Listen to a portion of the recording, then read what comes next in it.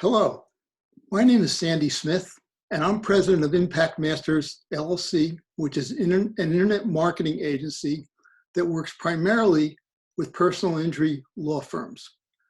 Today, we are trying to get a snapshot of how PI law firms are affected by the coronavirus.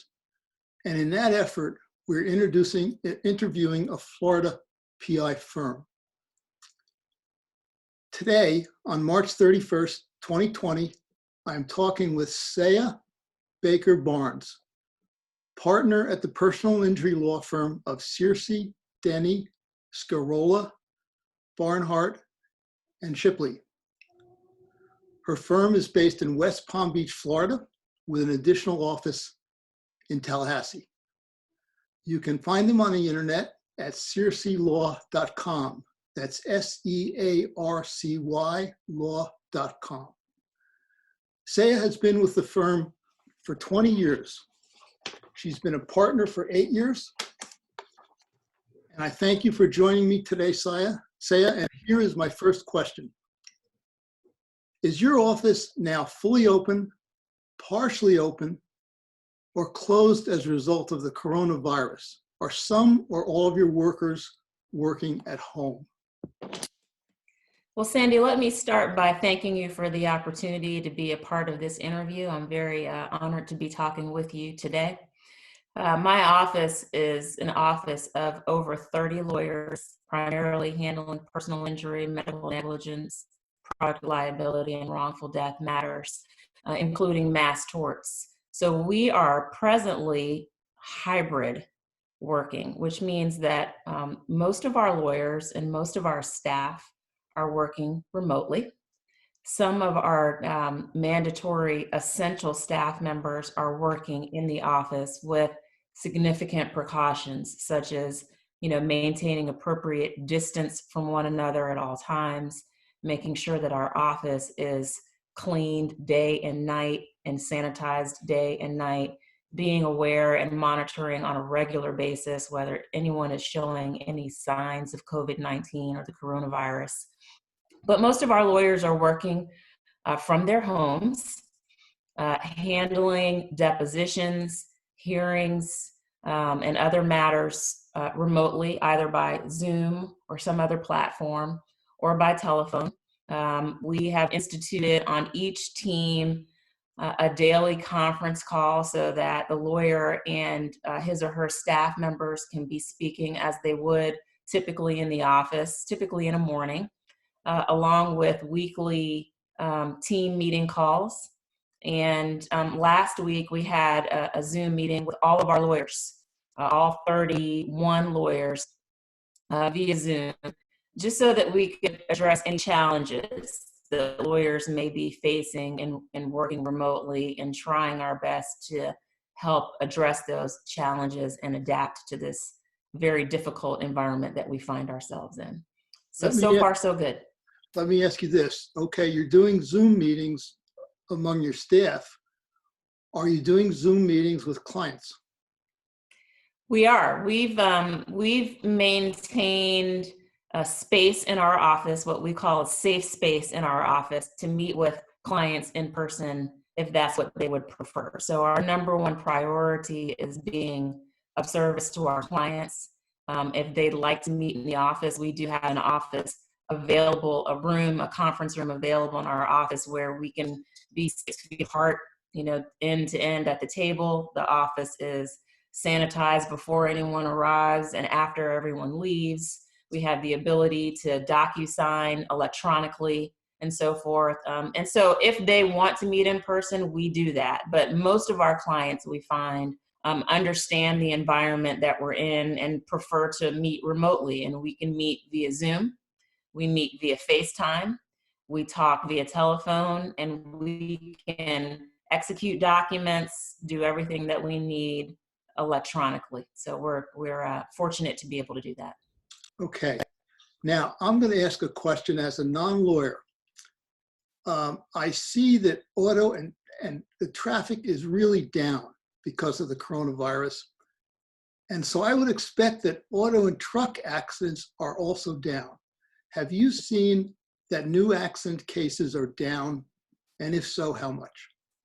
I'm not sure down here in Florida, honestly, Sandy, that we've been in the situation long enough to know whether there's a reduction in auto accidents. We're still pretty regularly getting calls and taking calls on a regular basis.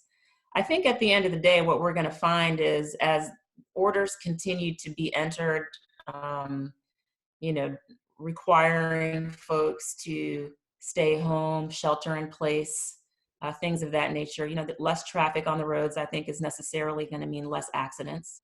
But, I'm sure that companies like Amazon, UPS, and others are seeing an increase now with all of the deliveries that are going on. So, my gut is at the end of the day, with all of the delivery services, that everything is going to probably even out. But I don't have a real answer for you yet. I think we'll Okay. have to wait and see.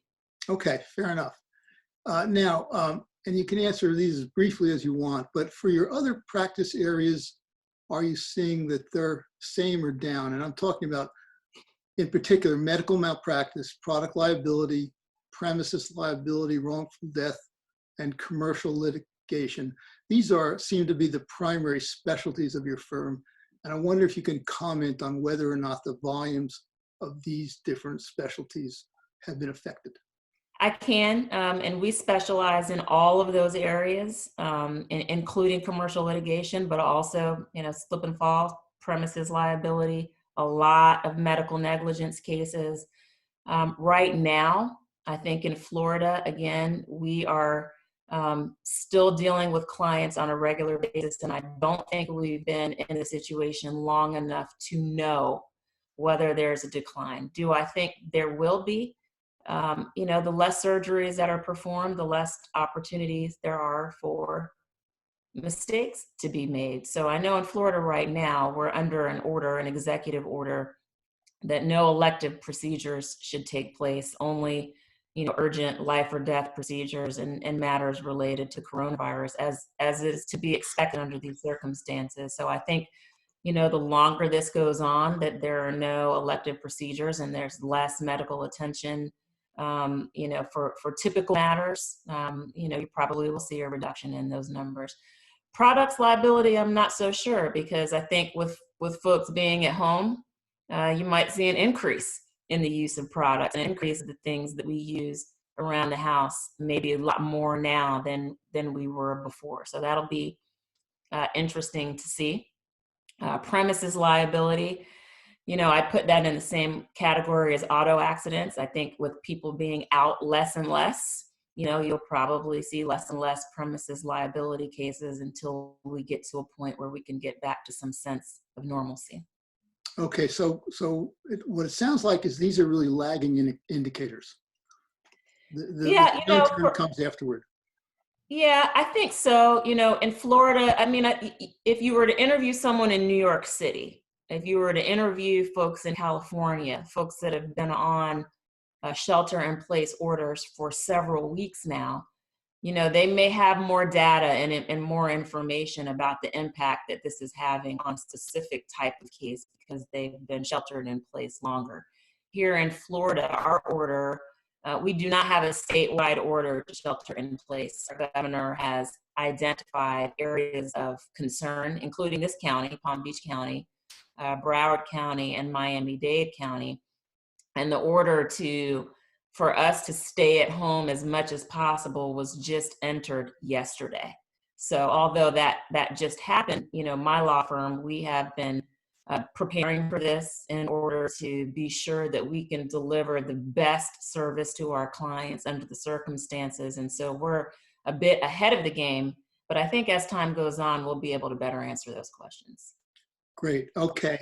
Now, next question is, are court sessions continuing at a normal pace or are they reduced? And you and I last talked, you told me about something very interesting in Jacksonville. So if you would elaborate on that, I would appreciate it. So I can answer your question in two ways. Court sessions in some respects in civil matters are continuing, but they're continuing both at a reduced pace and in different ways. So I have very significant medical negligence case in Jacksonville, Florida, which is about 4 hours north of me, Duval County, involving it's a medical negligence case involving a brain injured child.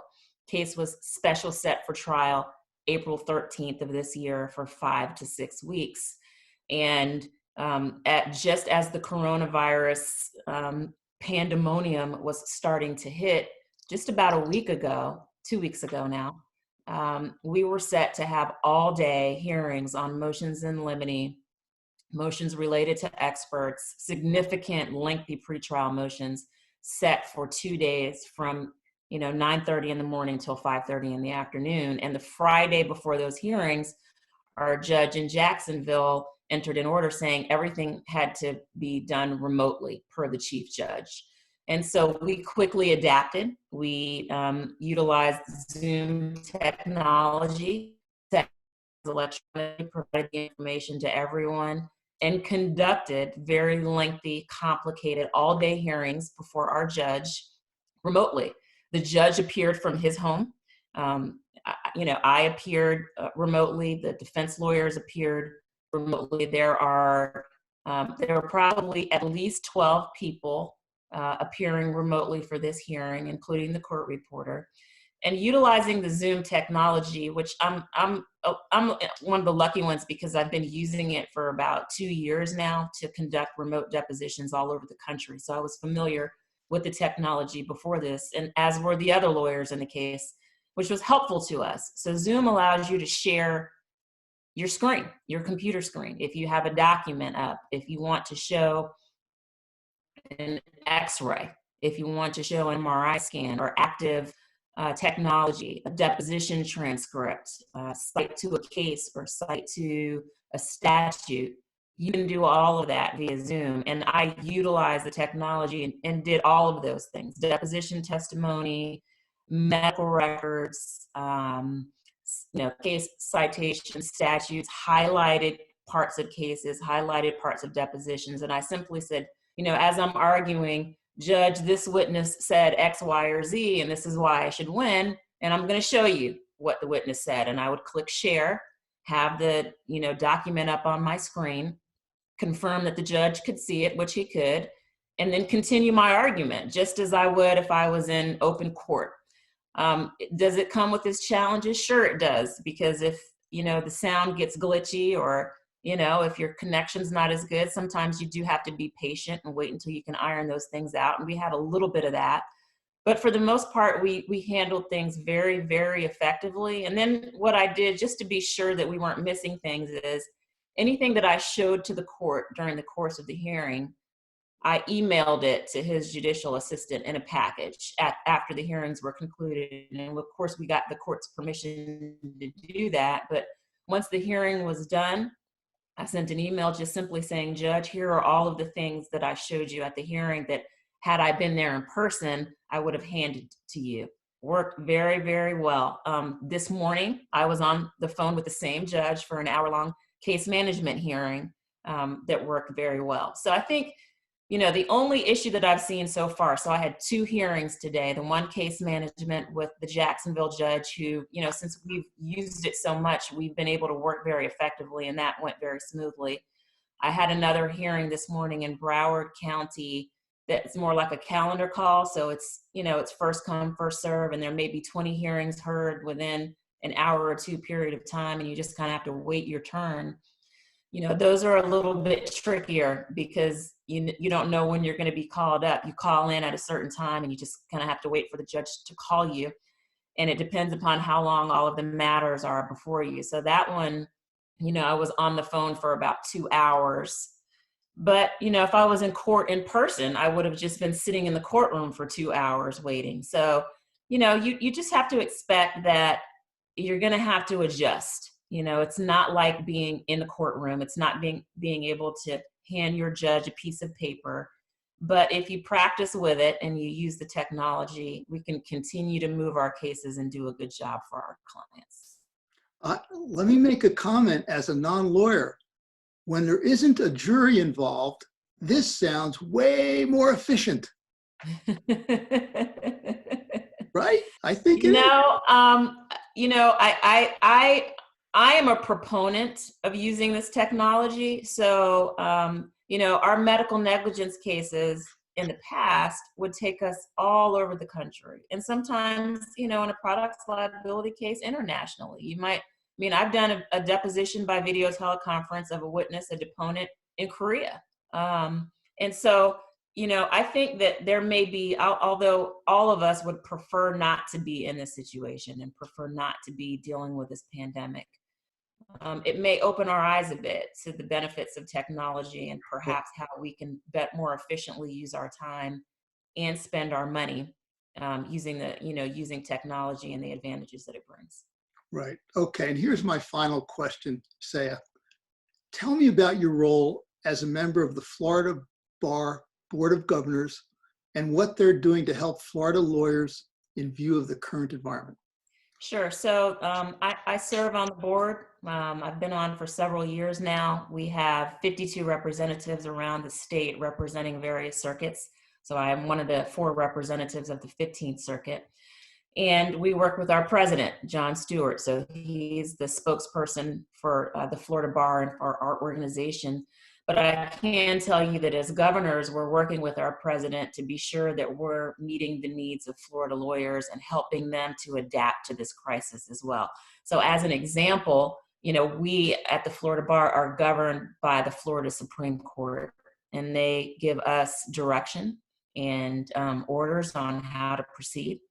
And of course, our lawyers as well. So one of the things that we have been doing is, attempting to help make sure that the court is aware of some of the challenges that are facing lawyers, particularly with things like statutes of limitation, court deadlines that may be in place.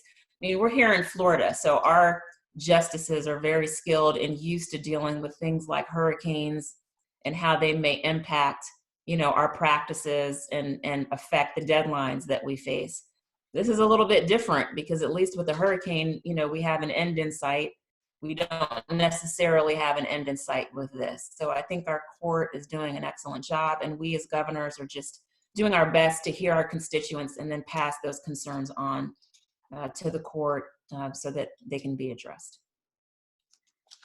Okay. Thank you, Sia.